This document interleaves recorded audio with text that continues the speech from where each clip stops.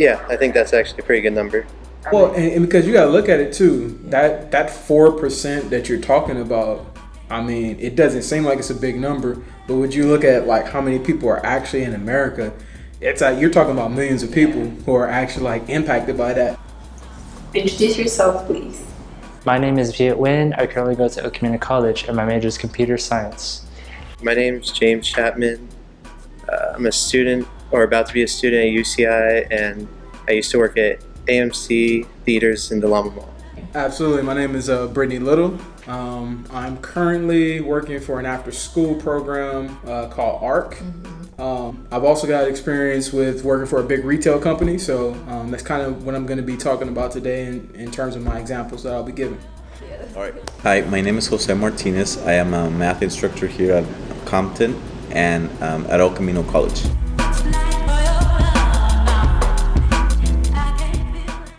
So, first question is, do you know anything about unemployment? I do not, sorry, but I remember supply and demand. No, not at the moment.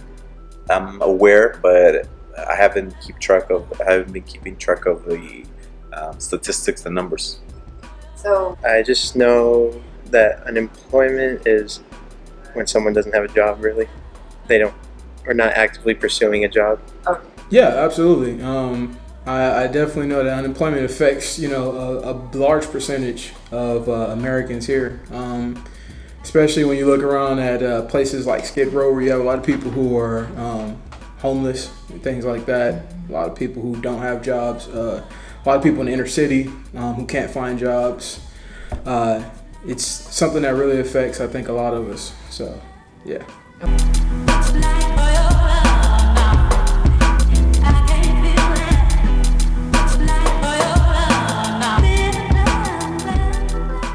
So, one, because Postmates is an app, the customers, they believe that the app is more convenient to use rather than calling on the phone. okay. And two, I've had some incidents where I went to restaurants and then the host in the front would complain to me that I'm taking the jobs away from their delivery boy.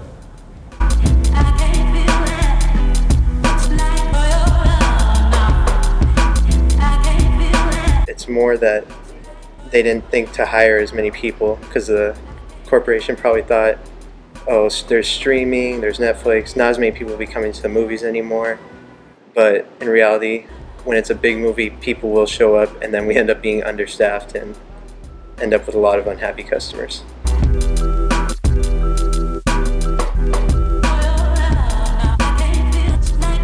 One of the big retailers that I work for, and I'm not going to say the name, but I worked there for about on and off for I would say about 7 years total. One of the biggest times that they hire is usually during the Christmas rush, usually between September all the way through December, trying to get people in house, to be able to handle some of those busier times of the year. So. That's definitely something that, it's evident. You can see it all the time. So.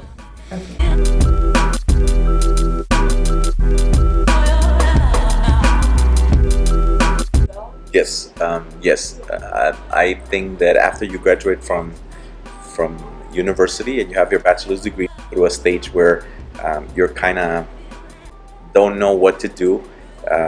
It's hard to find a job within your field, or sometimes you don't like what you study, and you want to either go back to school. And yes, I've seen it. And in my experience, I was unemployed for maybe 4-5 months after I graduated, and then I decided to find a job. But yes, I've seen it. I think that there should be more awareness regarding unemployment in this country. Is that needed? And you probably have people who are without jobs for shorter period of time than that, but that doesn't get calculated into what their whole algorithm is or whatever it is, how they do it. It's crazy. I think that there are ways to employ people probably year round, especially to where you already have the people you need in house. Because I think some of the bigger problems that they run into with hiring people seasonally is that a lot of people don't get trained well enough And when they don't get trained well enough, they're only there to do a job for a couple months, and then after that, they have little to no experience. And so when they go into another job, they haven't really picked up anything to be able to help them like succeed in that new job. So that's a definitely big problem. One of the things that I look at is like the Europe customs, how they actually have like a lot of their work weeks. Some countries have 4 days as a work week, and where it's only like you work 30 hours and that's considered full time. Whereas here, you have to work about, I think, 35 to 40 hours in order to be considered full time. And it's usually 40. It's usually 40 hours. And so you're talking about you got to work at least 5 days, 8 hours. And that's absolutely crazy. I mean, I think if you were to cut that work week down to about 4 days, it would allow for you to be able to actually hire more people so that you could cover your whole 7-day weekend, because retail companies are usually open 7 days a week most of the year. So you would still be able to cover yourself and your store on those, and not to mention that you'd be able to train people more thoroughly if you sat there and like cut it down to like a shorter period of time. Yes, I think it would help us. Like my students, I think they would benefit knowing how unemployment affects them directly, because sometimes they choose a major and they don't realize the unemployment rate in that field.